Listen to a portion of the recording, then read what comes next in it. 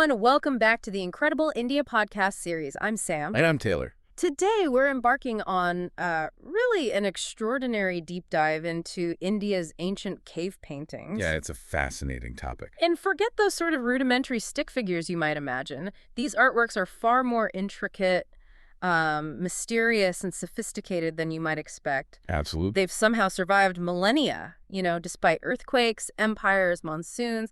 It's incredible. And our mission today is to extract the most important insights from the sources you've shared. It really is mind-boggling, the resilience. And what's truly fascinating, like you said, is that these aren't just random doodles. Not at all. Right. They're calculated messages. They use these, well, sophisticated visual language system. Visual language. And here's where it gets really interesting. You find similar symbols popping up across sites that are separated by hundreds of miles. Whoa, really? With no obvious connection. Often with no direct evidence of contact between those ancient communities. Yeah. This isn't just, a curiosity. It kind of redefines our understanding of ancient connectivity. How so? Well, it suggests these sophisticated communication networks existed millennia ago. It makes you wonder, what were they trying to tell us about their world, their connections? That wonder is exactly what we're here to explore. So maybe let's just imagine for a second. Stepping back thousands of years, what did that ancient canvas look like? Okay, well, if we're talking really ancient, we have to start with the Bhimbetka rock shelters in Madhya Pradesh. Bhimbetka, right. Heard of it. These sites are just mind-blowingly old. Some paintings could date back an astonishing 30,000 years. 30,000? That's hard to even comprehend. It is, and they were found almost by accident, In 1957 by an archaeologist named V.S. Wakanka. Just stumbled upon them. Pretty much. And Bhimbetka isn't just one cave, it's huge. Over 700 individual rock shelters. 700. Yeah, with art spanning from the Mesolithic all the way through to medieval periods. It's like a timeline on the walls. So what kind of scenes are we talking about on these ancient canvases? Oh, it's incredibly diverse. You see these really vivid hunting scenes, hunters chasing deer. You see community dances, even intimate moments like childbirth. Wow. And animals, too. Sometimes animals that aren't even found in the region anymore. Which tells us about environmental changes, too, I suppose. Exactly. And what's amazing is how the pigments has survived, especially the reds and whites, made from minerals, hematite, kaolin. And they still look vibrant. Remarkably so in places. And some images, like, a mother holding a child or people dancing after a successful hunt, they just feel incredibly relatable. Human experiences that haven't really changed. That's amazing. So, okay, from that raw ancient power of Bhimbetka, we then step into a completely different world, artistically speaking, at the Ajanta caves. Is that fair to say? Oh, absolutely. A world of difference. Ajanta is around 30 rock-cut Buddhist cave monuments in Maharashtra, carved into this stunning horseshoe-shaped cliff. Rock cut, so carved right out of the mountain. Right out of the rock face. And their creation spans a huge period, too, from maybe the 2nd century BCE up to about 650 CE. And the style is different from Bhimbetka. Totally different. Unlike Bhimbetka's more, let's say, direct or primal style, Ajanta shows incredibly sophisticated artistry. They mainly use the fresco technique. Fresco, what does that involve? It means painting directly onto wet lime plaster. So the paint chemically bonds with the wall as it dries. It becomes part of the structure, which is partly why it's lasted so well. So really high-level art from way back then. Yeah. What stories do these paintings tell? Oh, they are master storytellers. These walls depict these elaborate Buddhist legends, Jataka tales. Those are stories of the Buddha's previous lives. Right, the Jataka tales. You find incredible detail. Scenes like the Bodhisattva Padmapani, holding a lotus, looking serene, or the temptation of Buddha. Even scenes of everyday royal court life. So religious narratives, but also glimpses of daily life. Exactly. And perhaps the most famous one is The Dying Princess, which might depict Maya's dream. The raw emotion they managed to capture with these ancient pigments, it feels incredibly modern. Grief, compassion, it's all there. That's powerful. And then there's Ellora. People know it for the amazing temples, right?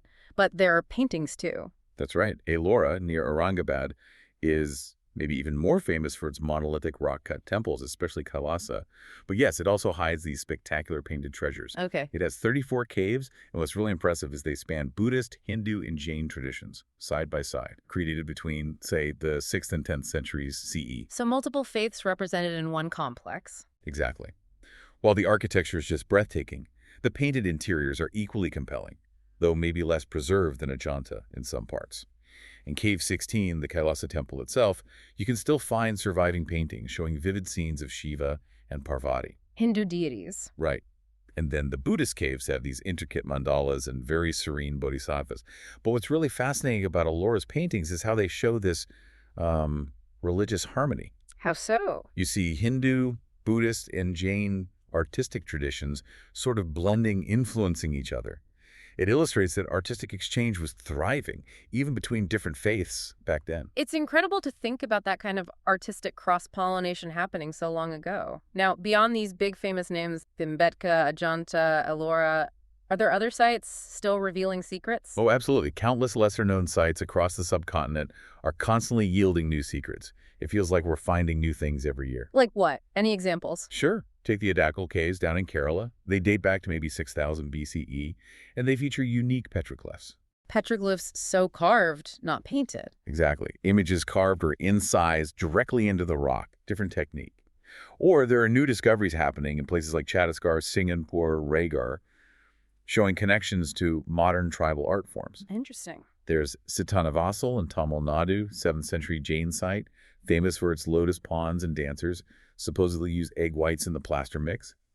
And the Ganjan caves near Mumbai, some archaeologists think they contain ancient astronomical charts, like calendars. Astronomical charts. Wow. Yeah.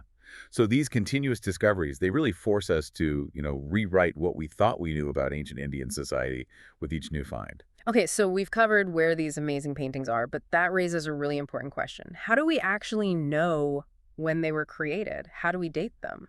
That's a great question, and it speaks to the pretty sophisticated methods archaeologists use now. You can see a clear evolution across different periods. Okay, walk us through that.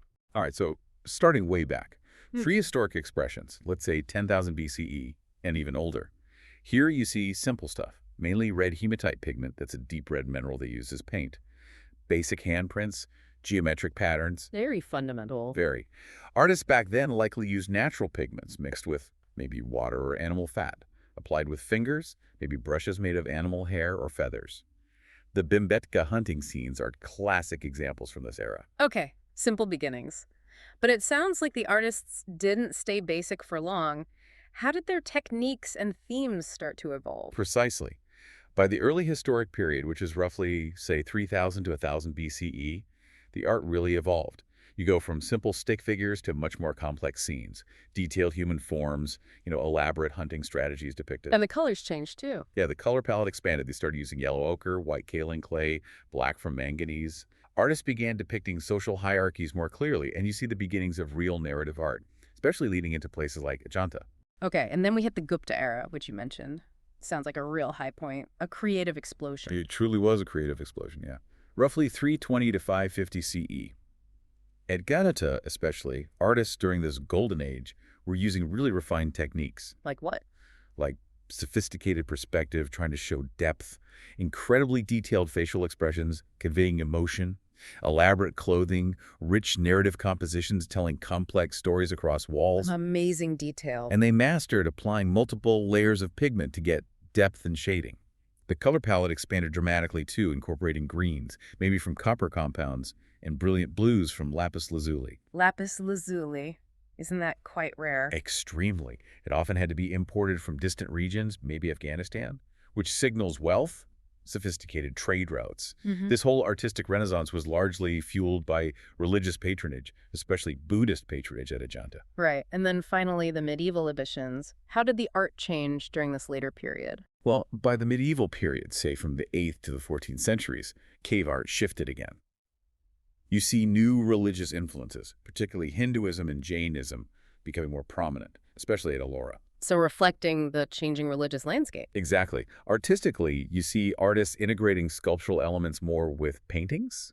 Techniques became even more sophisticated in some ways, finding evidence of preliminary sketches under the paint, burnishing surfaces for a glossy finish. Burnishing, like polishing. Yeah, polishing the final layer. And what's fascinating is this artistic recycling. Many medieval artists painted right over older works. Sometimes they'd incorporate elements of the older paintings, sometimes just cover it up. And distinct regional styles really emerged during this time too. That's a fantastic overview of the evolution. But back to the dating. How do scientists actually put dates to these incredibly old works? It can't be easy. No, it's definitely not like finding a made-on label. Carbon-14 dating is key, but only when there are organic components in the pigments or binders, like charcoal or plant material. What if there aren't any organic bits? Right, for paintings without organic material, scientists use other techniques. There's thermoluminescence dating on nearby artifacts like pottery shards found in the same layer. That measures stored energy from radiation to tell you when it was last fired or heated. Okay. There's also optically stimulated luminescence, or OSL. That dates the last time the sediment around or covering the painting was exposed to sunlight. Very useful for dating layers. A letter. And of course, stylistic analysis still plays a big role comparing styles across sites and layers. But modern technology is really changing the game now. How so?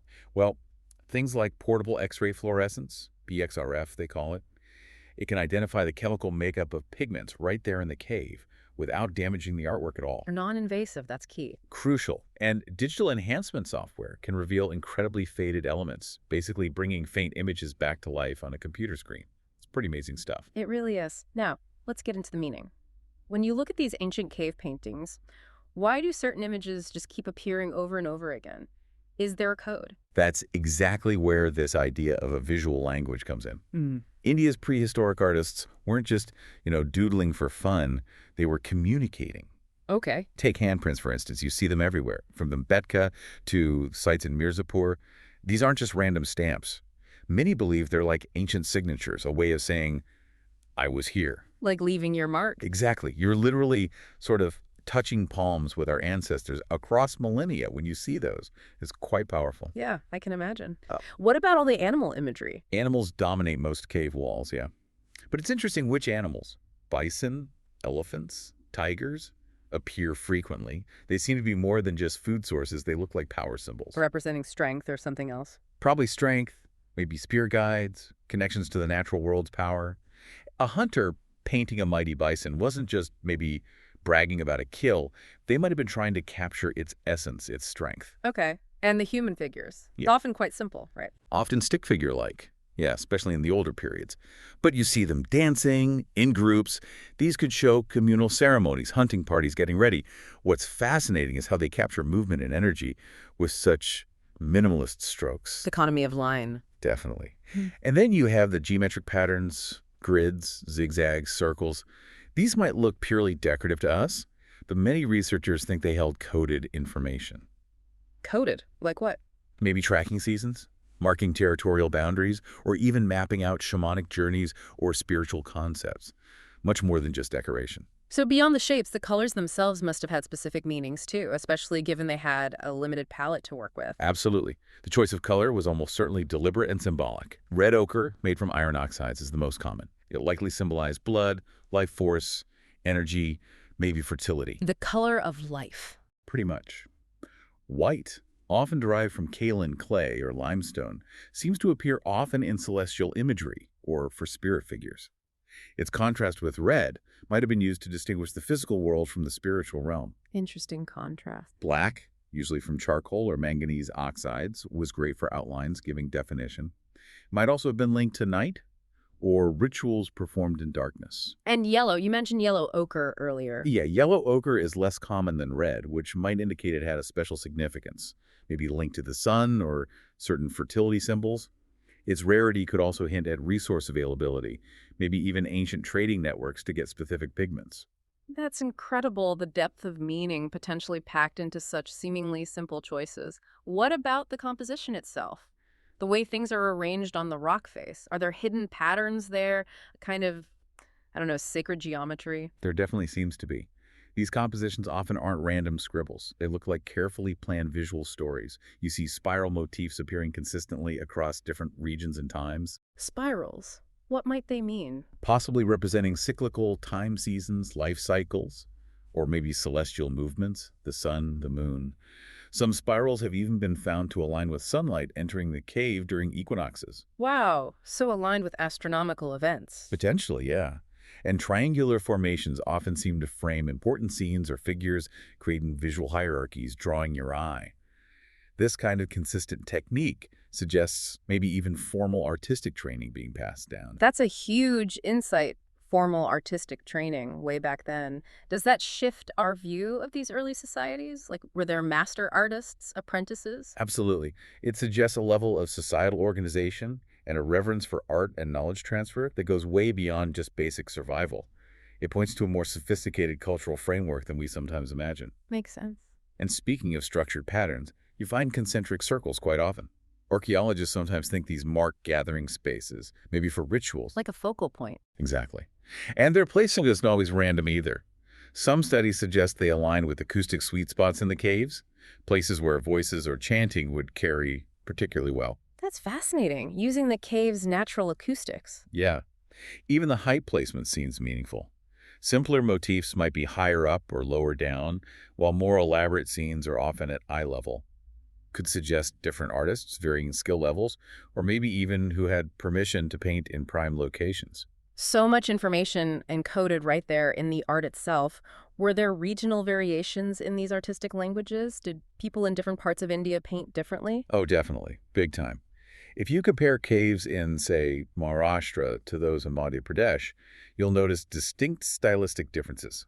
Stick figures might be elongated and dynamic in one region, maybe stouter and more static in another, could reflect local physical builds or even different philosophical views about movement and stability. Animal depictions vary too. Some northern sites seem to favor more realism, while some southern ones exaggerate features like horns or tusks, maybe emphasizing the cultural or symbolic significance over pure accuracy. Reflecting local environments too, I guess. For sure. Coastal sites might feature marine life, while inland sites focus on forest animals. This environmental influence shows how deeply connected artists were to their specific surroundings. And the density of imagery varies dramatically too. Some caves are packed, with generations of images painted right on top of each other, like a prehistoric palimpsest. Others have more spaced-out compositions. It's easy to get lost just talking about the art itself, but let's bring the focus back to the people behind it. What do these paintings tell us about the actual lives of these ancient artists and their communities? They really open a remarkable window into their daily existence. You see hunters chasing deer, yes, but also women grinding grain, children playing around a campfire. These weren't created for museums, right? They were snapshots of everyday life, or maybe hopes for everyday life. Real moments captured. Exactly. At Bhimbetka, for example, some hunting scenes show groups working together in strategic formations. It reveals not just what they hunted, but how coordination, specialized tools, may be shared responsibility. Teamwork. Definitely. And food gathering activities appear frequently too. Collecting honey from high combs, picking fruits, fishing scenes. There's even this one really touching scene, often interpreted as a mother carrying a child on her back while maybe collecting something from a tree. Multitasking, 10,000 years ago. Some things never change. And what about their spiritual beliefs? What do we learn about their rituals or their view of the cosmos? Well, these ancient artists were clearly deeply spiritual beings. That comes through strongly. Many paintings depict what archaeologists believe are shamanic rituals. Shamanic, how can they tell? You see these figures, sometimes human but with animal heads, or in strange dancing postures. They look like they might be trying to channel animal spirits or travel to other realms. At sites like Chattapujnath Nala, you find these recurring motifs of concentric circles and spirals. Again, symbols linked to cosmic forces, the sun, the universe, across many ancient cultures worldwide. Universal symbols, almost. Seems like it. And those small handprints scattered throughout cave sites. Some think they might represent initiation ceremonies, perhaps marking a young person's entry into adulthood or a spiritual role. A rite of passage. Possibly. And the very placement of some paintings way back in the deepest, darkest parts of the caves, places hard to reach, suggest deliberate journeys into the earth, perhaps for sacred purposes, away from the everyday world. It paints a picture of really complex societies. What about social structures? Can we see hierarchies or community organization in the art? Yeah, patterns do emerge that hint at social structures. Sometimes you see larger figures depicted near smaller ones, maybe appearing to direct activities. This could be early evidence of leadership roles or status differences. Size indicating importance. It's a common artistic convention, yeah. In some scenes, certain individuals wear elaborate headdresses or ornaments, while others don't, again suggesting differing status within the group. Makes sense. Family groups also appear frequently, with clear depictions of men, women, and children engaged in various activities. Now, often, women are shown in gathering or domestic scenes, and men in hunting scenes. Typical gender roles. Often, yes. But it's not always so simple. Some paintings actually show mixed-gender hunting parties, which kind of challenges those simplistic assumptions about strict prehistoric gender roles. Good point. And the community celebrations are among the most vibrant scenes. You see these rows of figures holding hands, dancing in circles. It really speaks to this universal human need for togetherness, for shared joy, for community bonding. It really connects us to them as people, doesn't it? And does the art suggest they moved around? Was there cultural exchange between groups? It absolutely does. These ancient artists, their communities, they weren't isolated little pockets. Their work strongly suggests they interacted with other groups and moved across landscapes. How can we tell that from paintings? Well, the stylistic evolution you see across different painting layers in the same cave often tells stories of cultural shifts, maybe new groups arriving or ideas spreading. Layers like chapters in a book. Kind of, yeah. And finding paintings of boats or river scenes in regions that are now landlocked and far from major water bodies that hints at dramatic climate changes or significant population movements over time. Wow, evidence of migration. Exactly. The appearance of animals like rhinoceroses in central Indian paintings, where they don't exist today, also documents changing environments and fauna over millennia. Tracking ecological history. Right. But maybe most fascinating are the shared symbols, specific motifs or ways of drawing things that appear across sites hundreds and hundreds of miles apart. This strongly suggests widespread communication networks existed long, long before roads or writing as we know it. These were connected societies. That's incredible.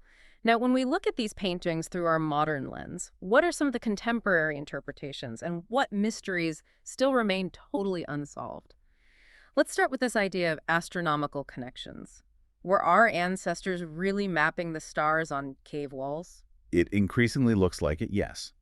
Many archaeologists now are pretty convinced that our ancestors were serious sky watchers, and they recorded what they saw. How so? Well, at Bhimbetka, for instance, certain paintings or even openings in the rock shelters align perfectly with the summer solstice sunrise. Sunlight penetrates specific chambers or illuminates specific paintings only on that exact day. That seems deliberate. Like an ancient calendar marker. Exactly. Some rock art shows distinctive circular patterns or dot clusters that seem to mirror constellations visible during specific seasons. These probably weren't just decorative. They were likely functional calendars, helping communities track planting seasons, animal migrations, ritual times. Practical astronomy. Very practical. And what's fascinating is how these astronomical observations seem to have been woven into their storytelling, into their art. The art, the myths, the sky knowledge, it was all interconnected. And they achieved this precision without telescopes or modern tools. It's pretty amazing. But not everything is understood, right? Are there still symbols or images that just leave experts scratching their heads? Oh, plenty. Many remain complete head-scratchers. Take these mysterious X shapes found across central India. What are they? Territorial markers, spiritual symbols, some kind of early counting system. Nobody knows for sure. It's just guesswork at this point. Largely. And the debate gets particularly heated when you look at certain humanoid figures, especially in Chhattisgarh's caves, that have these strangely elongated heads. Elongated heads. Yeah. Some researchers argue they're depictions of shamans in altered states, or maybe wearing elaborate ritual headgear. Others. Well, of course, you get a few fringe theorists pointing to ancient alien contact. The ancient astronaut theory always pops up. It tends to, yeah. The most serious archaeologists, tend to roll their eyes at that and look for more grounded explanations. It really highlights the challenge, though, doesn't it? Trying to interpret symbols from a culture so distant through our own modern lens. Exactly. The mental world, the worldview of someone from 10,000 or 30,000 BCE was just fundamentally different from ours. The cultural context that gave these symbols their specific meaning is largely lost to time. So some things might just be lost forever. It's possible. Another contested area is the handprints we talked about. Are they artists' signatures, like Kilroy was here? Or are they spiritual markers, maybe connecting with the rock's spirit? Or something else entirely? The frustrating truth is, some symbols may never be fully definitively understood, which in a way makes them even more fascinating, doesn't it? It does add to the mystery. Now, crucially, how has involving indigenous communities, the people who often live near these sites today, helped us decode some of these mysteries? This is such a critical point, and thankfully it's happening more and more. When archaeologists actually started listening to and collaborating with indigenous communities living near these sites, whole new layers of meaning started to emerge. Can you give an example? Sure. The Gond people of central India, for instance, have rich oral traditions. These traditions offer interpretations of symbols why certain animals appear repeatedly as clan totems, for example, that had completely baffled outside experts for decades. So the answers were there, just not in the academic world. Exactly. Community elders near Bhimbetka have shared creation stories passed down through generations that align remarkably well with the sequence of paintings found in certain shelters. It's astonishing fidelity over potentially thousands of years. Wow. So their living traditions are like a key to the past. In many ways, yes. While academics were debating the meaning of handprints, some indigenous traditions explain them quite simply as representing a covenant, a connection between humans and the spirit world inherent in the rock. A spiritual connection. Yes. And this traditional knowledge isn't just helpful for interpreting the art, it also provides insight into the techniques. Some tribal communities in India still prepare and use natural pigments, using methods that seem almost identical to those deduced from analyzing prehistoric paints. An amazing continuity. It really is. So this collaborative approach, blending scientific archaeology with the living knowledge of indigenous communities, is yielding far richer, far more nuanced results in decoding these ancient masterpieces. It's the way forward, really. It's fantastic to hear about that collaboration finally happening. Now, shifting gears a bit, how is modern technology changing the game for cave art research today? What new tools do scientists have? Oh, technology has completely revolutionized how we study and understand these sites. It's night and day compared to even a few decades ago. Like what kind of tech? Well, for documentation, high-resolution photogrammetry and 3D laser scanning now capture every crack, every pigment stroke with millimeter precision. They create these incredibly detailed digital models of the caves and the art. So virtual caves almost. Essentially, yeah. For instance, a recent project at Bhimbetka, I think it was 2024, used LiDAR drones, that's light detection and ranging, using laser pulses to map the shelters, and even revealed some hidden paintings obscured by vegetation or rockfalls. Finding lost art with lasers. Pretty much. And another technique, reflectance transformation imaging, or RTI, has been used at Ajanta. It manipulates light computationally to reveal surface details, and it actually uncovered ghost images, earlier painted layers or sketches hidden beneath the visible paintings, like seeing the artist's first drafts. That's like seeing through time. What about analyzing the pigments themselves non-destructively? That's where spectroscopic analysis comes in. We mentioned portable X-ray fluorescence, PXRF, before. It identifies the chemical elements in the pigments without taking any sample. And what does that tell us? It can tell us where the materials came from. They've used it to trace red ochre found in Madhya Pradesh caves back to specific mineral deposits over 30 kilometers away. That proves ancient communities traveled significant distances just for art supplies. Shows how important the art was. Exactly. And Raman spectroscopy can identify the organic binders mixed with the pigments, things like plant gums or animal proteins, revealing surprisingly sophisticated material knowledge. Wow. And what about AI? Is artificial intelligence helping decode these ancient puzzles? Absolutely. AI algorithms are now being trained to spot patterns in the vast data sets of Indian cave art images, patterns that the human eye might miss. Pattern recognition. Yeah. Machine learning models can identify recurring symbols or stylistic elements across thousands of images. In 2023, one AI system reportedly recognized a complex pattern, possibly a constellation map, that was repeated across sites hundreds of kilometers apart. Incredible potential there. And perhaps the most exciting application is using neural networks to differentiate between the handprints of individuals. They're trying to identify specific artist signatures that might appear across multiple sites. They're tracking individual artists from the Stone Age. That's the hope. It could suggest some prehistoric painters were traveling artists, moving between communities. Computer vision systems are also being used to reconstruct faded or damaged paintings by analyzing trace pigments and predicting the original designs. It's genuinely fascinating to imagine individual artists traveling across the subcontinent like that. And how about dating? You mentioned OSL, but are there other non-invasive dating methods? Yeah, they're constantly refining techniques. OSL, optical stimulated luminescence, is great because it dates the sediment layers covering the paintings so you don't touch the art itself. It's been used in Maharashtra's Konkan caves, for instance, and pushed back dating estimates by nearly 10,000 years in some cases. Huge jumps in the timeline. Definitely. Portable Raman spectrometers can also give rough age estimates by measuring the degree of crystallization in the pigment molecules over time. And the newest breakthrough people are working on is biofilm dating. Biofilm dating, what's that? basically studying the microscopic biological growth bacteria, fungi that forms on the rock surface over millennia.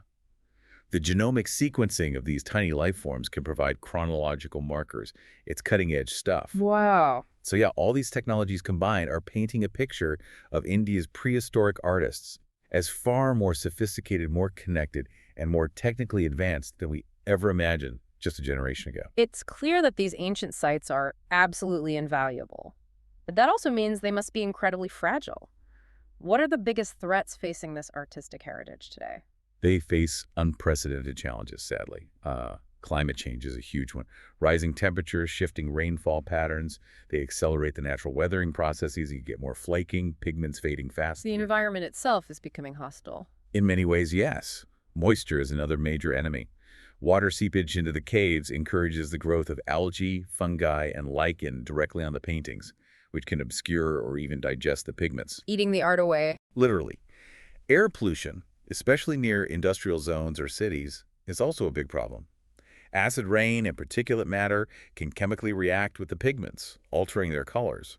This has been a documented issue at Ellora, for example. So acid rain is damaging Stone Age art? It can, yeah. And even things like bat droppings inside the caves can foster microbial growth that slowly breaks down the organic components sometimes used in the ancient paints or binders.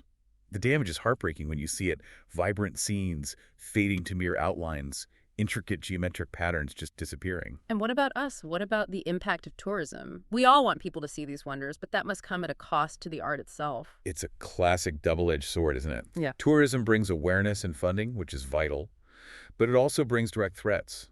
The simple act of people breathing inside a cave introduces moisture and carbon dioxide, which changes the microclimate. Just by being there. Just by being there. With hundreds, sometimes thousands of visitors daily at popular sites, this significantly speeds up deterioration. And touching, finger oils, even accidental brushing against the walls can cause irreversible damage over time. And photos, flashes. Camera flashes are another problem. The intense light pulses cause photodegradation, essentially bleaching the delicate ancient colors over repeated exposure. You can sometimes notice patchy discoloration in the most photographed panels. So how are conservationists trying to balance access for people like us with the absolute need for preservation? It requires really smart, carefully managed tourism strategies. Things like strict visitor caps per day, timed entry slots to control flow, installing protective barriers, often glass screens in front of the most delicate paintings. Keeping people at a distance. A necessary distance, yeah. Also, improving ventilation systems to manage humidity and CO2 levels. Some sites now only allow access to the most vulnerable areas with a trained guide. And increasingly, developing high-quality virtual tours or replicas can give people an experience without physically impacting the original site. Using technology for access, too. Exactly. But ultimately, education is key. When tourists understand why the rules are there, why they can't touch, why no flash photography, when they understand the irreplaceable value of what they're seeing, they usually become partners in preservation, not part of the problem. That makes sense. And it sounds like community involvement of the local people must be absolutely crucial in all this. It is maybe the most crucial element for long-term success. Local residents often act as the first line of defense, the unofficial watchmen for these sites, noticing changes or potential threats. Their ancestral heritage in many cases. Exactly. And these communities often possess invaluable traditional knowledge. We mentioned how tribal elders have helped conservationists identify natural substances used in original pigments, which allows for more authentic, compatible restoration work. Their insights into local weather patterns can also help predict periods of higher risk from moisture or heat. Practical, local knowledge. Incredibly practical. And there are great programs emerging now, like Heritage Guardians, which train local youth as certified guides and caretakers. Community-managed visitor facilities can ensure that tourism revenue directly benefits the people who live nearby. Making conservation economically viable. Precisely. You see collaborations with groups like the Worley tribe, whose own artistic traditions are remarkably similar to nearby prehistoric paintings, creating this living link between past and present. When conservation provides tangible economic and cultural benefits, local buy-in skyrockets and preservation becomes sustainable. That's really positive. And finally, looking to the future, how is digital preservation ensuring these treasures survive, at least in some form, even if the physical sites continue to face challenges? Technology has truly revolutionized how we safeguard India's prehistoric art, not just study it. Those advanced photogrammetry and 3D scanning techniques we talked about, they create these incredibly detailed digital archives. Digital twins of the cave. Exactly.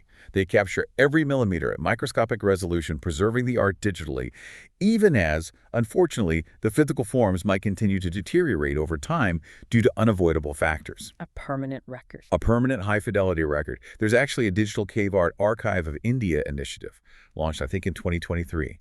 It aims to house terabytes of this ultra-high-definition imagery. These aren't just pictures, they're scientific baselines. They allow conservationists to track degradation fading, flaking with unprecedented precision over time. So they can monitor the changes accurately. Yes.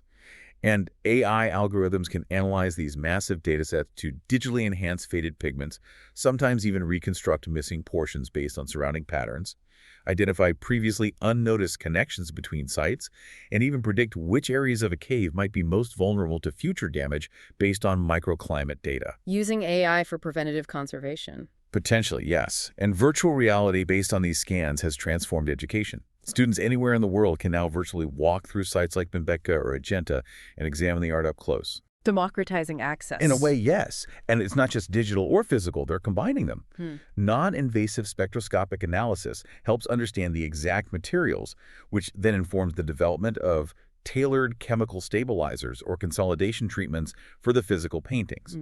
So yeah, while these digital twins will never ever replace the power and aura of standing in front of the original artwork, Of course not. they provide an essential backup.